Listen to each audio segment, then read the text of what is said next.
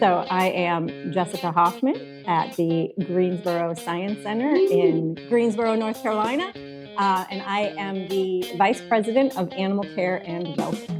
Hello, I'm John Rossi. I'm a touring drummer with a passion for animal conservation.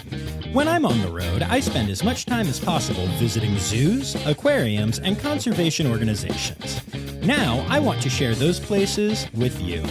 I'll be talking to keepers, vets, conservationists, anyone who can help me in my mission of connecting my people to animals through their people. Join me on my Rossifari. Hi, hello, how are you? Welcome back to the Rossifari podcast. All right, y'all. So this is a really exciting episode. We are headed back yet again to the Greensboro Science Center. We're going to be visiting there a couple times over the next few weeks, although we also will have some other interviews dropped in between those. And, you know, on my last trip down to North Carolina, when I went down to the Greensboro Science Center, Becca, who I'm sure you all know as the, digital marketing person who coordinates all of this for us and has been a many times over guest on the podcast, really pushed to get us some different interviews. So every one of the people that we talk to are in just very different places at the Science Center. And honestly, they're all like different parts of the zoo that you've never heard of before. And that's pretty cool. So we're going to be talking to Jessica, who just explained her title a moment ago here. And then we're going to be getting into some life support systems work over the aquarium and the zoo. And there's a person who is a beekeeper at the Greensboro Science Center. And we're going to be bringing you that interview. And then another keeper chat with a very special, very cool, fairly viral person at the center. So I'm excited for literally all of those interviews. But as far as my guest today, well, Jessica is not just all of the stuff that she mentioned, but she's also an artist. And she's actually illustrated a book called Is There a Bear Over There? That is helping out the Safe Andean Bear program right now. So we're going to talk about that more in the interview, and I'll remind you about it afterwards.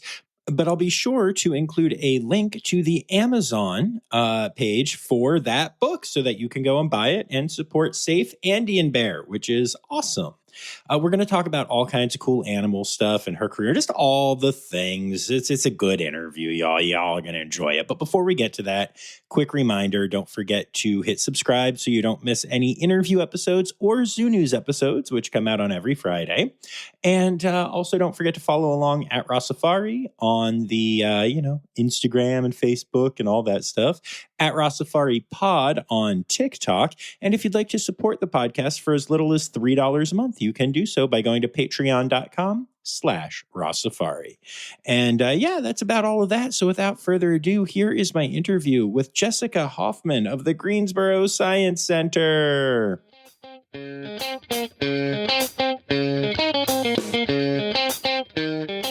Ooh, that's a fancy title. It's a long title. I like it. Very cool. So you are, I guess, the most important person that I've spoken to here so far. Ooh. So yeah, very, very fancy. I don't know about that, but okay. Other than Becca, obviously, yes. who, Awesome. So we'll get to everything that you do here, but I'd like to start off talking about your life and what got you into all of this. So when you were, knee-high to a grasshopper, were you into animals? Did you always know this was something you wanted to do? Tell me about that. So I'm a farm kid. Okay. So I like to say I was born into animals. So I grew up on a farm in Wisconsin, which is as farm kid as you get. But kind of when I hit high school, age, I hated it. And I was like, this is the last thing I want to do. I'm sick of being dirty and smelly, and I want to, I want to do my hair and wear makeup and not be around animals that stink and blah, blah, blah, So I was like, not for me. But I still always had a strong love for just biology and wildlife and the outdoors. And so that was always still a big draw for me. And then I also had a strong art interest. And so kind of when I started hitting where you start thinking about what do I want to be when I grow up in college. I was torn between art and science still, but those were still two very strong draws. By that point, I had become the dolphin fanatic, sort of that typical, like, I love dolphins, I want to be a marine biologist and, save the ocean. And so, very idealistic with that.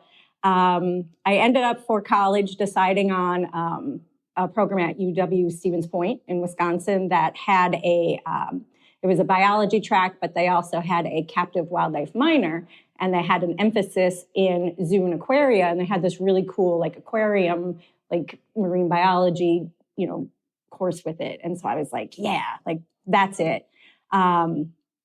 Did all of that schooling. Unfortunately, by the time I actually got in, they had cut the ocean piece of it and that marine biology piece. But I was like, well, it was still really cool.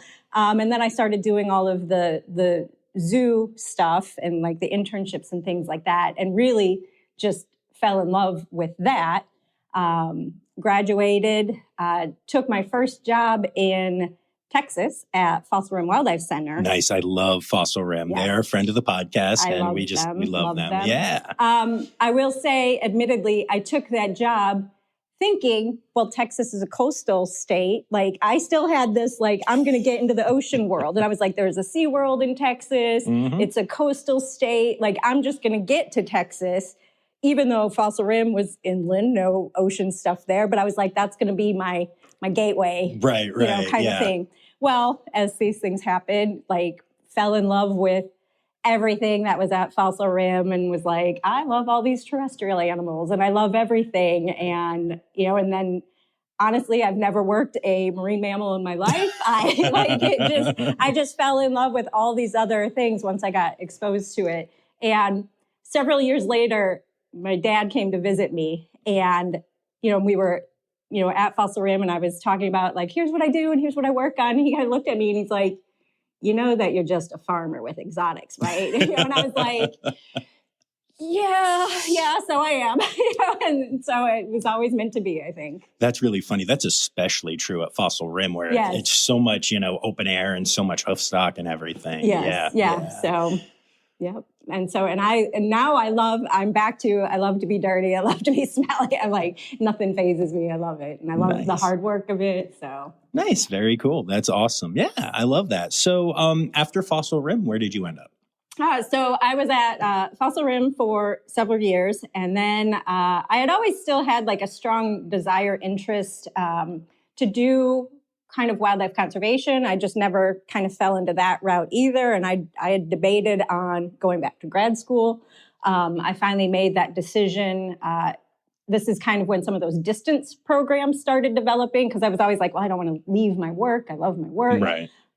Texas A&M came out with a distance program that was a wildlife, Masters in Wildlife. And so I started doing that while I was at Fossil Rim. And then I did eventually finish my last year at Texas A&M just for logistics and things like that. But I did that and then decided, okay, I'm going to be a wildlife biologist. And after I graduated, took a job at a facility in California that worked with a wild population and hated it. Oh, no. Yeah. After I was there a couple of weeks and I was like, okay, I'll do this for a year and then figure out something else. And then I was there a month and I was like, okay, I'll do 6 months and then I'll figure out something else. And then by I was 6 weeks in and I was like, I need to get out. And I happened to already be in California at that time and started being like, well, what can I do? And San Diego had a job opening and I was like, well, it's what I'm qualified for. I love it. And so ended up going back to the zoo world and then stayed there ever since. Nice. And what did you do at San Diego? We love San Diego. Yeah. I got to be one of the coolest positions possible there when they had giant pandas. I was one of the giant panda keepers. Nice. As well as there was other animals besides the pandas in that area. And so I did that area predominantly for most of my time there. I did work in a few other areas for a shorter amount of time, but the giant pandas were definitely the highlight of my time there. That's really exciting. Are you excited that they're coming back? I am. Yeah. Yeah. Very I always thought they were just they're an amazing animal to see, but they're even more amazing to work with and get to know. So I'm excited for the staff there that's going to get to work with those bears again. Yeah, that's really cool. Yeah, I have gotten, to meet lots and lots of animals in my time doing this podcast, but giant pandas have eluded me so far, and I need them to stop eluding me. So I'm hoping with my connections at San Diego and the Smithsonian's National Zoo and stuff that maybe this next batch will get me there, because they just seem like incredible They bears. are. I mean, like everything, there's vastly different personalities, but I got lucky. I got to work with, there was one really, really cool bear in particular. He was one of he was like a cub from a couple of years before when I had started, but his name was Mei Sheng. And he was just the coolest, chillest, like happy, go lucky, like if Baloo from the Jungle Book was a panda, like that, like he just had that, and he was goofy and fun. Like he was just amazing. So in particular, and then there was his dad was like this sweet, old man bear that was he was just cool. I mean, like just great personalities, and yeah, I really enjoyed him. That's awesome. Very cool. And so now you are at Greensboro. I am. And which is good, because otherwise this would be hard to do this interview. Since I'm here right now. Yeah. So tell me about like what brought you to Greensboro and what your first job was here, stuff like that. So I was actually from San Diego. I went to Northwest Trek in Washington State, and I was working there for several years. And by that time, I was with who is now my husband, but wasn't yet at the time. But we were both working, and we're both in the zoo field. And we had been there for several years. But to be perfectly honest, the weather was really getting to us.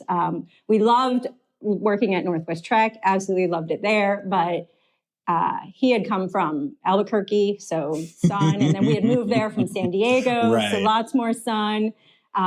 We work outside for our work, so just the damp and the cold and the constant sort of spit rain, like it got to both of us pretty bad. That after about 6 years, we were like, we need to try something else. Like you can only drink so much coffee, and and so it was more that we just couldn't hack it. So we both started looking at other facilities. Being in the same career together, that's always tricky, because it's, you're lucky to get one job, let alone two or multiple facilities in an area. So we just started searching and throwing our application out for places that had multiple. Here, the Science Center had a couple positions posted, as well as the Asheboro Zoo, or the North Carolina Zoo in Asheboro. Yes, we love the North Carolina Zoo. Yeah. So long story short, I ended up getting here, and then he ended up getting into the North Carolina Zoo. Nice. So he's working there. So, Very cool. That's exciting. Yeah. So is there a lot of competition between you two when you get home? Is it like, Greensboro is better? No, North Carolina is better. a little bit of healthy, like, what'd you do today? Well, this is what I did today. Well, well, I have, a baby due. Well, I have a baby due. It's like, all right, we'll be back after this quick break. Hi, this is Kathy Hill from the Indian River Lagoon National Estuary Program. We're all about restoration projects in progress this season on One Lagoon, One Voice. Learn about the great strides the lagoon community is taking to restore and protect the Indian River Lagoon. Each week, we dive deep into discussions with scientists, resource managers, and nonprofit leaders to explore lagoon issues and solutions. From oyster reefs to clam restoration, algae blooms to muck, you'll learn all about the projects we're tackling to bring the Indian River Lagoon back to health. Click the link in the show notes to follow One Lagoon, One Voice, learn about the IRL Council, and explore our unique lagoon.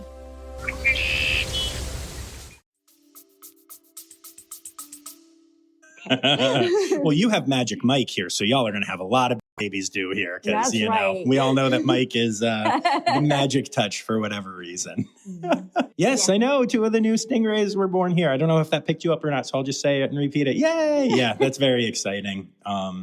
That's very cool. I like that one of the things I love about the East Coast is that there are enough facilities where you can do what you're talking about in a lot of places. Yeah. Like, your facilities are 40 miles apart from each other. And, when I was living in the Philly area, there was the Philadelphia Zoo, Elmwood Park Zoo, Adventure Aquarium, and Brandywine Zoo, all within 40 minutes of each other. Yeah. And it really does open things up, as opposed to, some of the places further west where it's there's a zoo in the state. So, yeah. And that's how we ended up getting into the Seattle area in the first place. Is there was Northwest Trek, Woodland Park, Point Defiance, Seattle Aquarium. Yeah. So that, when we were looking to leave San Diego, it was the same kind of thing of where are there multiple options that we have a chance. Right. Very cool. So let's talk about where you're currently at with your career, though. So what is this lengthy title, and what does it actually mean? So it's on par with, if you've heard the title, like a general curator. Mm-hmm. So it's on par with that, though we're kind of phasing out the general curator title because it's a bit of a dated, antiquated kind of a title. And if you go outside of our industry and you tell somebody I'm a general curator, they either think you work in a museum or, they sort of look at you funny. And so we just felt here that just wasn't reflective of really what we do today. And so kind of had a title switch a couple of years ago, but the same work. So essentially my work is I've kind of moved up from, the keeper to being like an area lead or a supervisor I actually came to the Science Center for the bird and mammal curator position. Okay. And so there was, multiple curators, each with kind of their specialty or their discipline. So there was, reptiles and inverts, aquatics, and then birds and mammals. But then there wasn't sort of a central kind of leadership still over all of the animal departments. It reported up to, kind of the COO from there. And so as we started getting bigger and growing, the Science Center kind of realized that, there needed to kind of be leadership over all those departments because we were all kind of doing our own different thing, which doesn't really work. Right. And so that's where my position got developed, and then I got it. So I was very thankful of that, and have really enjoyed kind of syncing everything so that we're all kind of on the same page with, it's the animal department's training and enrichment programs, not this department and this department and this department, and just how, we manage staff and just have protocols and kind of be a collective bigger, we're all in this together. We have a lot of multiple exhibits. So it's we have exhibits that have reptiles, mammals, fish in it, so, why would we be these silos, when we're all together? Sure. And certainly with the biodome, that's going to be the biggest thing coming, where that's everything in one mix of a giant exhibit. So, we were moving that direction no matter what. Right. No, I think that's great. I think with mixed species exhibits becoming more prevalent, and I think I'm even amazed when I talk to different facilities. There are times that I'll go and do like I'm here today doing multiple interviews, and I will go to a place and I will do an interview with somebody. And then in my next interview, the person will say, oh, and we're thinking about trying this, but we don't know what to do or something. And I have actually had moments where I'm like, I just spoke to X from this team who told me they're doing that. And there was no knowledge of that. And I've actually helped connect those people. And I'm like, part of me gets it because when you work, it's all very, you're very focused on what you're doing. But part of me is like, holy cow, why is outside podcast guy now explaining to you that this is something that you want to do and this team's doing and you could combine your resources and, all that stuff. So I think that is a very necessary role. I think that's very cool that you get to do that. Yeah. And I get to, really help facilitate the coordination of that. But then I also get to help facilitate, new exhibit design, nice. What we bring in, so kind of being...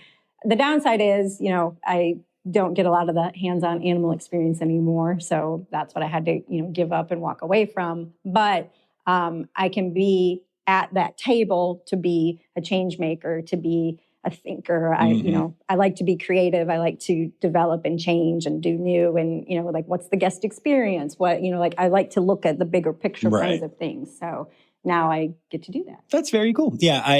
As I went up the ranks as a performer, and started music directing and company managing and writing my own shows and producing my own shows and all that stuff, I became shocked at how much time I spent at a computer and how much time I don't spend with like drumsticks in my hand. Yeah. Well, that is the sad. There are entire weeks where I don't even remember to play, but I work a lot. And I'm like, oh, this is unfortunate. But yeah, that makes a lot of sense. Like I just told Megan yesterday, like I went down to look at something in the Servo Block house. That was actually the first time I actually saw our kittens with my own eyes. I'd seen pictures, I'd seen video, I can watch them on camera, but like I hadn't laid my own eyes on them. And that's I was like, oh, amazing. like, yeah, I know. I need to out see these little kitties. I know. And I'm like, I need to get out of my office. It's time for Interrupting John. Woo, it's been a long time since we've had an Interrupting John, but I did need to break in here for a second because so what happened here was we actually had to pause the interview for a second because of stuff going on outside of the interview world. And as we were waiting to get back on track, Becca and I started talking about microphones and microphones being on and all that stuff. And it led to such an interesting story from Jessica that I wanted to leave that story in here. So here is that story, and then we'll get back into the rest of the interview. But it really wouldn't have made sense like outside of that context. So enjoy. One of the first times I ever did like a TV spot, it was for like an animal show and it was at Fossil Rim. And, so I'd never done it before and I was green and I was mic'd up, and so they're just explaining to me, and they're like, okay, you're going to be looking at, like, you're going to be looking over here. And they're like, try to not look at the cameraman, Todd, and they kind of joked and they're like, we know Todd's cute and, it's hard not to look at him. And so I looked at Todd and I was like, they had that all. They put it in the show. Oh, that's amazing. So I was like, so when I saw it, I was like, why would you do that to me? But that was my lesson learned of like, all right, they will use anything. Oh, yeah. Oh, yeah. So you mentioned that you don't get a lot of animal time right now, which breaks my little heart. Mine too. I actually had the same thought today. We're doing so many interviews today that I was like, will I go to the zoo? I hope I get to go to the zoo. But what? Like, how bad is it? And when I say bad, I don't mean bad. I know you're doing important stuff. But, like, do you get any animal time? When's the last time you got to be hands-on? Yes. Okay. So that's, I guess, the perk card, to be the boss is, like, I can leave my office at any time and go walk around and see things. And, and I do try to get out just, it's always good to have eyes out on everything and just look at stuff. So I certainly get to do a lot of just that.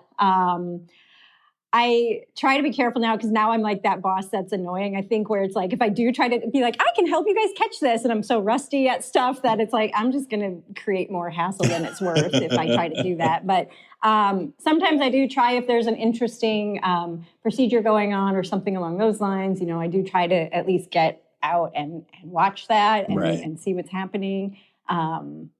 I do, one of the things I do actually still do on occasion are transports, just because those are staff intensive, they're long, and so they're not very exciting because you're, looking at a box or a crate, for hours on end, but, it's still like, I have the flexibility of like, what, I want to go, fix something over in this area today. I can walk away from my computer. Now I'm going to back up, all kinds of other work to do so, but sometimes you need those. To me, those are my mental health days. Right, exactly. I just need to walk away from this and I need to like go clean up stuff or, fix something, So I actually love doing that. I would do that more if I could, but right. I got to balance that out with all of so much computer work. And I do have actually a lot of animals at home. So I certainly go home and then I, feed that need at home. Nice. That's good. do But that. let's talk about some of the animals here. I want to know which some of your favorites are. And we have a rule on this podcast. You're not allowed to say you don't have favorites. Because we know you do. It's a lie. Can be multiple favorites. I never really learned what the word favorite means. People say it's like your top one thing. To me, it's like many things. But come on, what are some of your favorites? Yeah, I have my favorite animal in the world, planet, but not necessarily the ones here. Okay. So that's where I love donkeys more than life itself. Okay. Now, our two donkeys here are a little bit standoffish, a little bit snobbish. They don't want to, let me into their inner circle. Are you trying to say that you have some stubborn asses here? I do. Okay. Yeah. That's fine. I definitely have some stubborn asses. And I really tried to be their best friend when I first started here, and I gave up. But I do love donkeys. I've always loved the small cats. I love the small angry things that try to be fierce, try to kill you, even though you know they can't. But, so fishing cats, I've always loved the fishing cats. Becca. I love, yes, Becca also, very ferocious. I love our pygmy hippos. Of course. They're them. amazing. I love the okapi. I've always been a fan of okapi. But then I like weird, interesting things too. I love our moray eel. Oh, nice. I remember when we first opened the aquarium and we got our first moray eels in, and I loved the look of them. I loved how they moved. I love when you actually see them swimming in the water. I love their color. I love that color green. So I like interesting things like that. I like creepy things. I just the underappreciated things. So I even some of our we had some interesting insects. We've kind of phased them out, but I love our tarantulas. This is why I didn't end up at the ocean, because I fell in love with everything. So. That's actually really fair. Okay, Yeah. That's cool. You mentioned that you were here for the opening of the aquarium. Mm-hmm. And unless things go horribly wrong, you're also going to be here for the opening of the biodome. I hope so. Yes.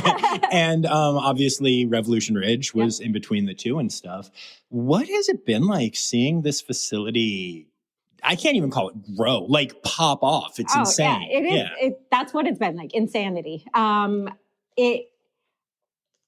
so I'll have been here, it'll be 13 years this July, and I don't know where my time went because it has flown, and I think about how many things we've accomplished and how many things we have built and changed and grown and redeveloped. And it's unreal, because most places don't move at that speed. Mm-hmm.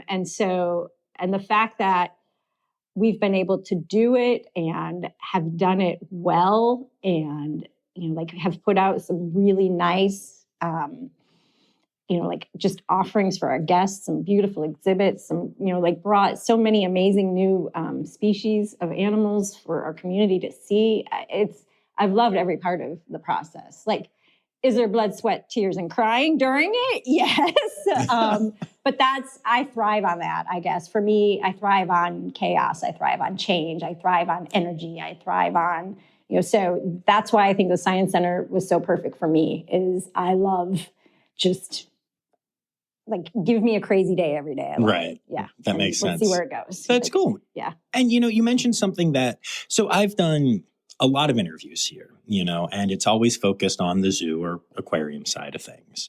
But you're up high enough that I'm guessing that you actually interact with the fact that this is a science center, that there are people who come here because they want to see dinosaur stuff or a planetarium and don't even know that there are red pandas and binturongs running around here, which is the saddest thing if they don't know that. But anyway, and so I'm just curious if you could talk at all to, I guess, what it's like being a zoo and an aquarium in an accredited facility, but where that's actually only a part of what's going on here, That honestly, that was one of the pieces that really attracted me to the Science Center when I saw the job posting, because I've still always carried that complete love of total science.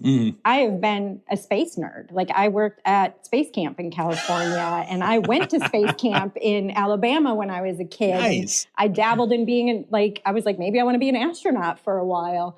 So I've loved that. I love geology. I'm a rock nerd. I love dinosaurs because they're still animals, and they're reptiles, and I love reptiles. And so when I saw this posting originally, I was like, wait, I get zoo and aquarium stuff and all of this really cool science, on top of it. I mean, to me, it was the perfect storm of everything. And I think that's what makes us so awesome, is we really have all of these different offerings, and it's such a great value for all those different interests. Because typically, if you like animals, you tend to still like a lot of the other science as well. So it meets all those needs. No, yeah, absolutely. It's something I've always found interesting when I come here. Like, I've gotten to know a lot of people here, and, I'll see staff members and I'll go to wave and realize I don't know them. And then I'll realize that it's literally because they are just like another department, have nothing to do with animals. And I'm like, oh yeah, that's a thing here. Normally when you go to a zoo, it's all animal people. I feel like even the people that don't work directly with the animals are kind of like really into the animals. You know what I mean? Mm-hmm. And here, they're I'm sure everyone loves the animals, but I'm sure there are people who come here 5 days a week for work and go to whatever part of the facility they're at and don't go out into the zoo because that's not what they're here to do, And that is very fascinating to me. Yeah. Yeah. I think what's nice is, let's take our finance department, that their finance, that's what they do. But I think what's appealing for here is you can do finance anywhere. You can be in a big corporate building, probably make more money, but being on our finance team here, they can, that whole mental health of they can take a break. And, that's what's awesome is we see our team all the time. They can go take a half-hour walk in the zoo and just have that, I get to go walk and look at animals and then go back to my computer and do all my finance numbers, kind of thing. So I think that is what's appealing is, they might not have been animal people, or that's not, what draw, but I mean, what a great perk to have that. Wow, that's awesome. Or go watch some butterflies for a while if you just, crunching numbers was getting to you. So no, yeah, something that I talk about a lot is the reason that I made this podcast in part is because on tour can be very, very stressful. And it became my thing that whenever I would get to a place with a zoo, I would go there for my own mental health. It was before, I had any idea of doing this.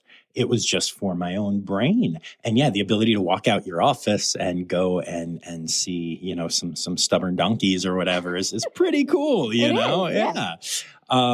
That's awesome. So let's talk about the next big thing that's coming.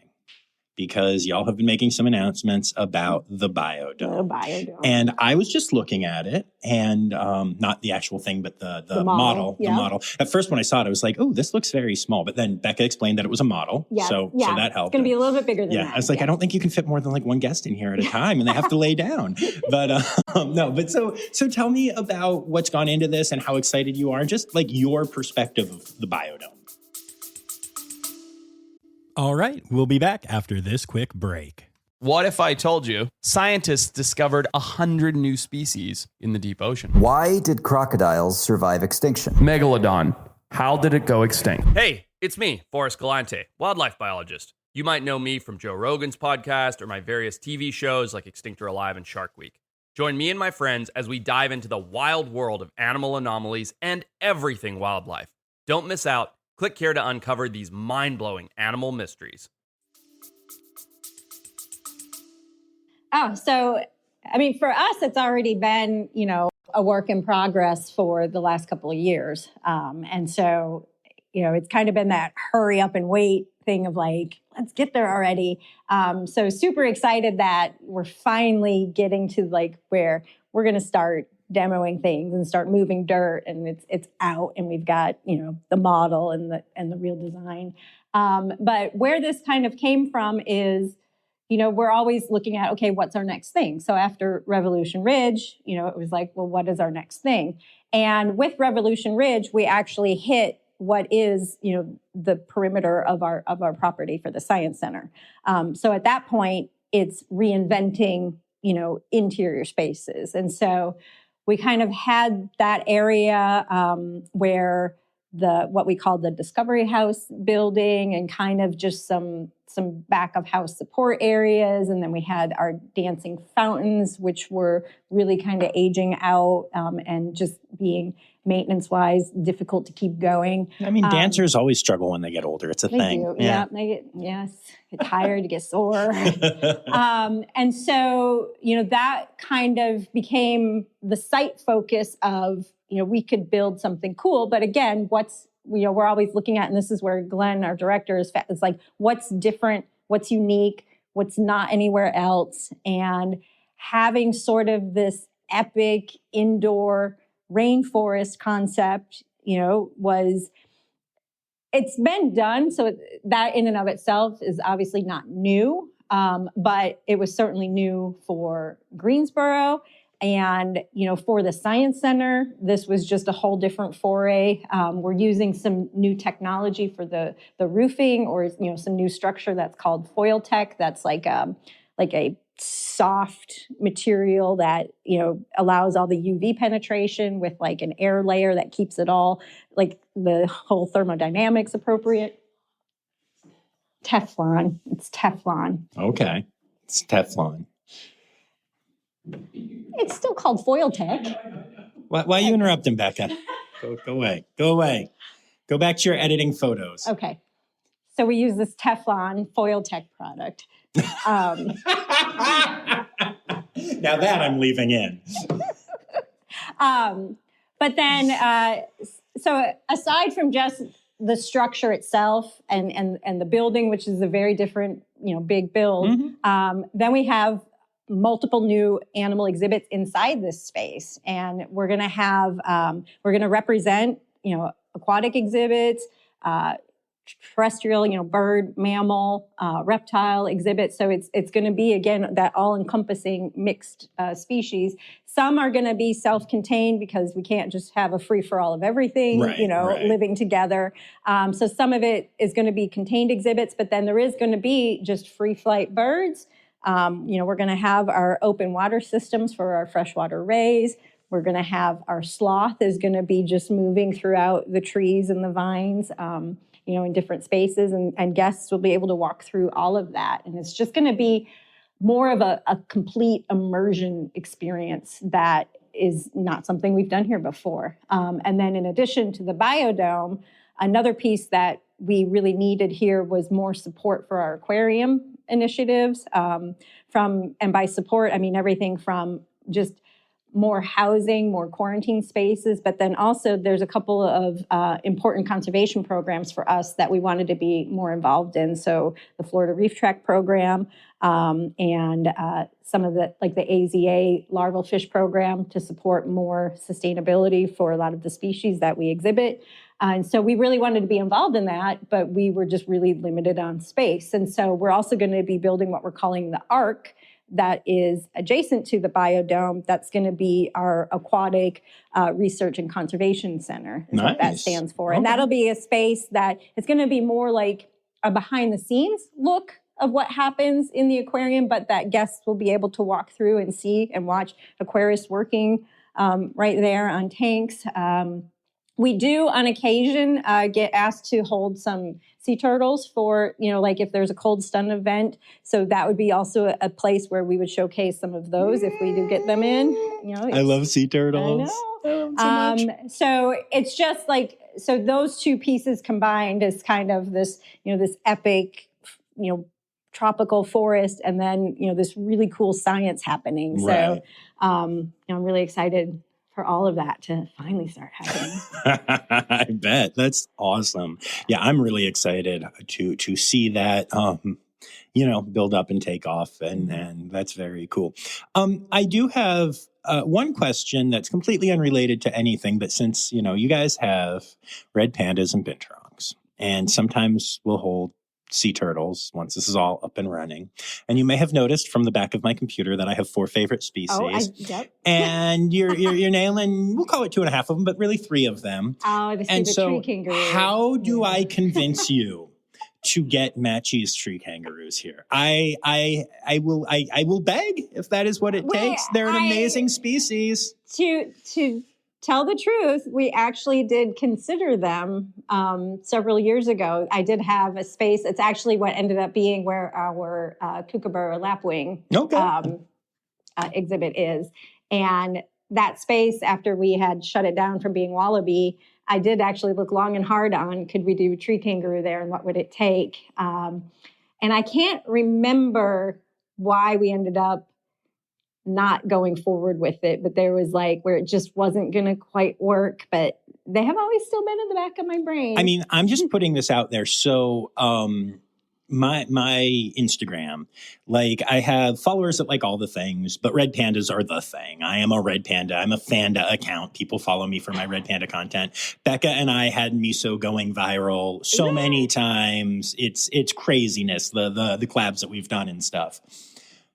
But lately, when I've posted tree kangaroo stuff, it has actually gotten more attention than the red panda stuff. And on top of that, Roger Williams Park Zoo, where I have some great relationships, their tree kangaroo content has all started going viral recently. Oh. Big time viral. Oh. And I genuinely think, I love the animal and I'm always pitching, this kind of thing. But I genuinely think as y'all are planning for the future here, I think tree kangaroos are going to be the next thing. How even just a couple years ago, red pandas were fine, but now they're popular, and then turning red happened. All these things happened, and they're everyone knows what a red panda is.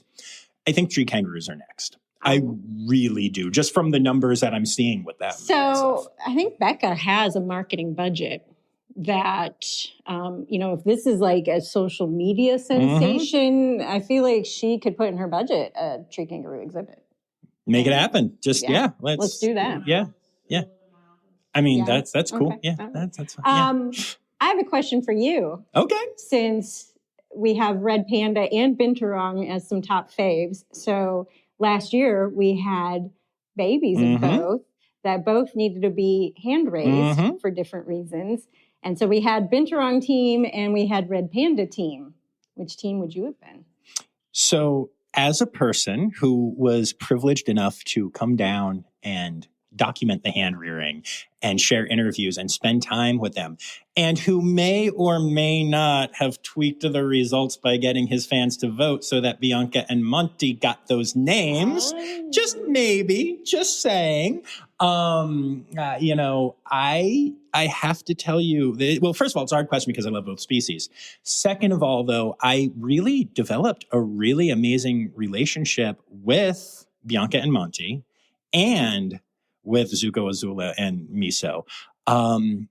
But honestly, the thing that stands out the most to me from all of that was my time with the binturongs.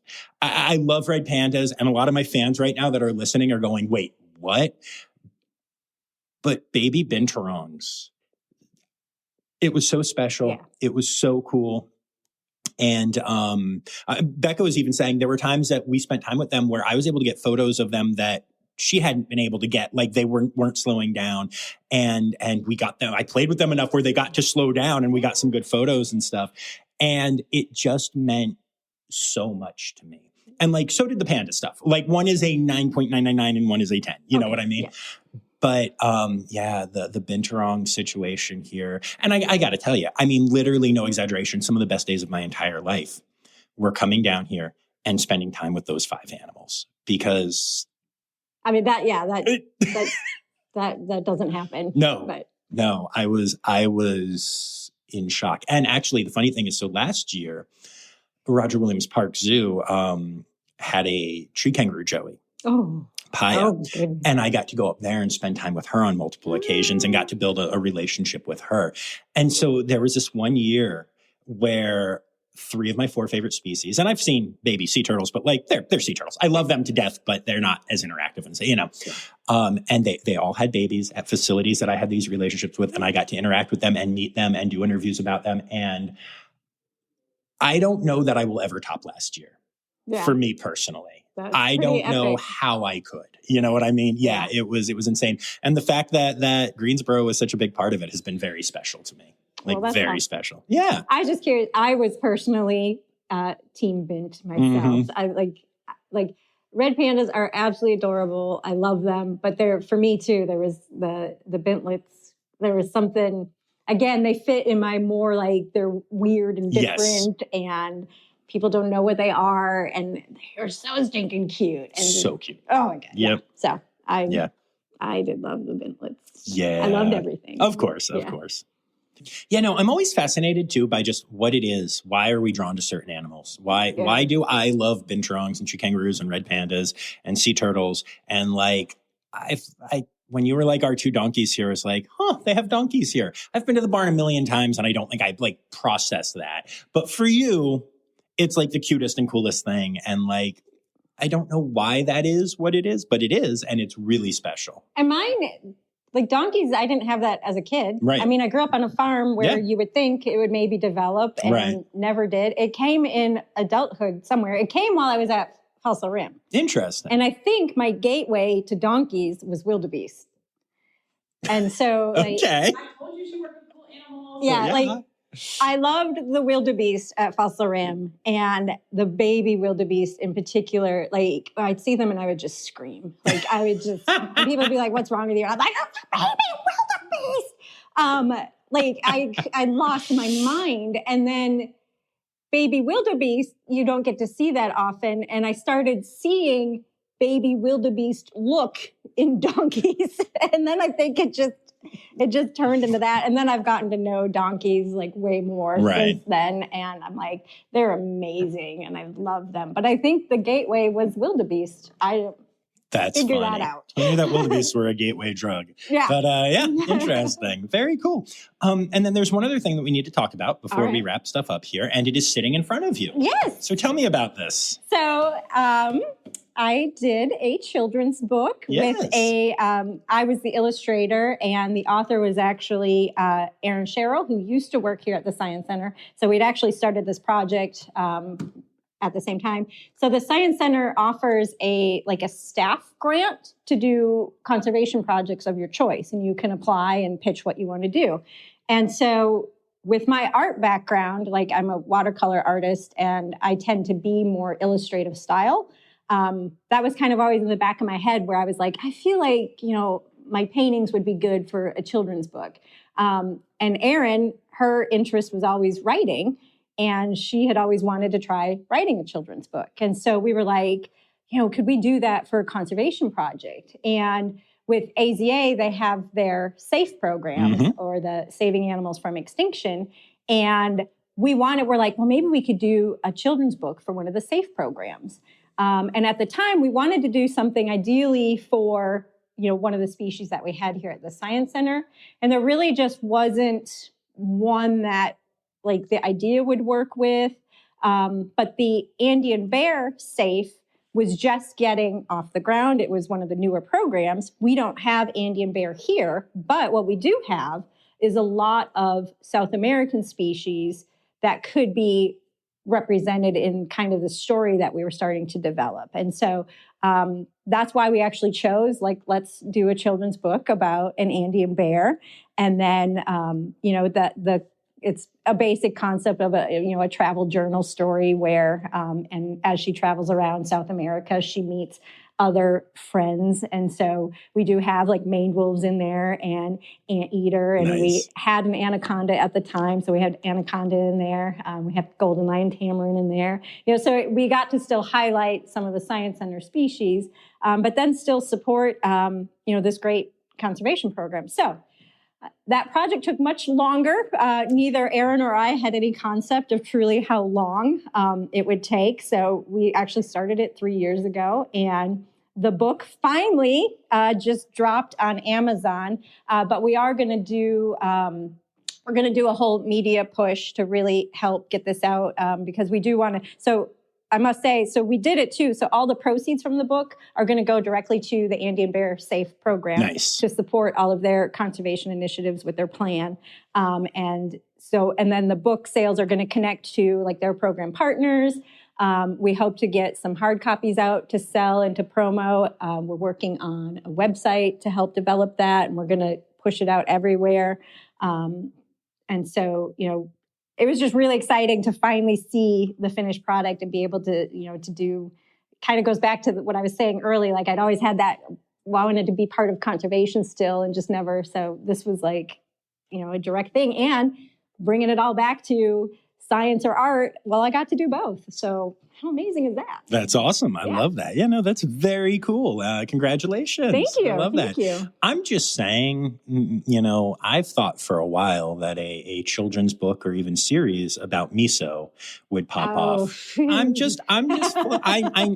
do write some stuff. I'm just saying, just floating that into the world because I think miso is adorable and very popular. And I'm just floating. I'm just saying words. I don't disagree. I don't know if I personally have 3 more years of paintings in me, but no, absolutely. No, that's very cool though. Cheesy and adorable story. I am excited to check this book out. That's so cool. And I love that, it's going to such a great thing. Yeah. And now normally at this time is when I ask for a conservation organization, but I'm guessing that you just plugged it, Andean Bear. Yes, how can I not plug, Andean Bear Safe and the work that they're doing? I've always just had personally a strong love for South America. I've gotten to travel to South America multiple times. And for some reason, I feel like most people in the zoo field are Africa. Mm-hmm. I've always been South America. That's awesome. So those have always just been where my passions have lied. And so, and they're doing great work. And what's great too about all the SAFE programs is there might be a signature species, but the work they're doing with habitat work and restoration and media and just education and, all of the different pieces that go into these programs, they help so many species. Right. And so, so I think, it's a great program to support and be a part of. Love that. Very cool. And now it is time. It's time now, don't you know? We've come to the end of the show. But there's one tale left to go. You're gonna laugh and say, oh no. It's time for the Rossifari poop story. Oh, well, I heard that you'll take any gross story. Mm-hmm. I got a gross story. Hit me. Okay, so this is back at my fossil rim days. And I oversaw the children's zoo. And, this was back, budgets were small, and I wanted to do really cool just biofact displays for the children's zoo. So biofacts would be skulls. I had this idea of it would be really cool to put all the different skulls up on the wall in the barn. Mm-hmm. And over time, so as animals passed, and they would bury them on site, and then they would decompose, and I was able to collect those skulls. And I had almost everything that I had wanted to feature. I was missing a wildebeest. There was a day when a wildebeest passed, and they had, and the staff at Fossil Rim had let me know, they're like, oh, there's a wildebeest. And I was like, oh, great, save her for me. Well, she had ended up getting put into the burial space, and they usually do where they would bury multiple animals before they would cover it up. And so it was like, oh, okay, no big deal. I'll go in there and get her head, the next day. Well, that night before, it stormed like nobody's business. And when it rains in Texas, it rains and it unleashes. And so I went to scope out the situation the next morning, and I see her there, and there's probably about 2 feet of what's now really gross water in this because it's mixed with everything, and she's maybe about, this is a pretty deep hole. So it maybe was about 6-7 feet down, and I was like, I can still get her. So I had an intern at the time, and I was like, intern, I have a plan. And so I was like, I'm going to have you just tie me off with a rope, and then you hold the rope, and I'm going to rappel in.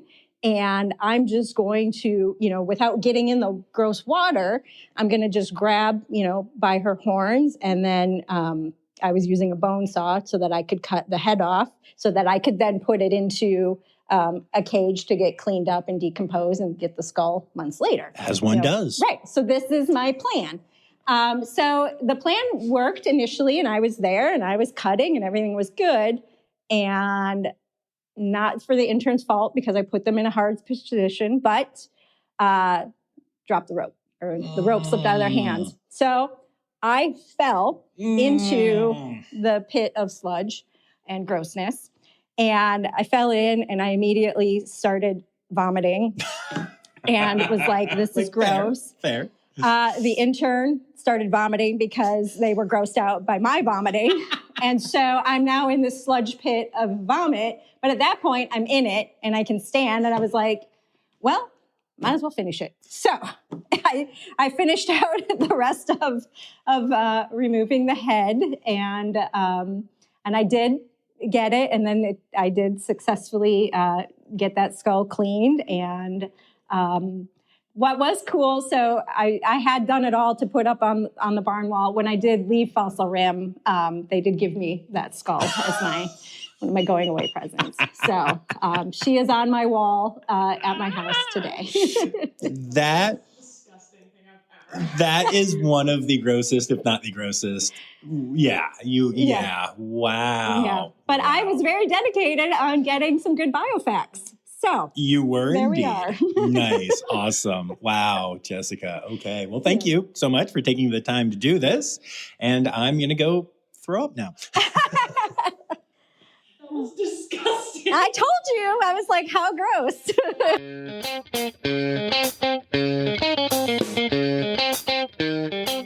All right. So there you have it. Yet again, I want to say thank you to Becca and to Jessica and to everyone at the Greensboro Science Center for being such an amazing partner with Rossifari. I'd also like to remind y'all that you can go to Amazon and search for Is There a Bear Over There? And get this incredible children's book that is supporting Safe Andean Bear. I will link that in the show notes. I want to take a moment to say thank you to my Red Panda level patrons, Dr. Laura Schenk, Dr. Stephen Williamson, Barbara Bennett, and Jenny Owens. And also to remind y'all that we'll be back here on Friday with Zoo News. But until then, remember, the word credits backwards is Steiderk. The Rossifari podcast is produced, hosted, and engineered by John Rossi. Editing and fact-checking by John and Dr. Zoe Rossi. Our theme song is Sevens by Nathan Burke, performed by Nathan and John. Interrupting John theme and additional voices by Taylor Isaac Gray. You can reach John directly on Instagram and Facebook at Rossifari or by email at rossifaripod@gmail.com. Rossifari is part of the Daydreamer Media Network. Now, stop listening to me and go visit a zoo.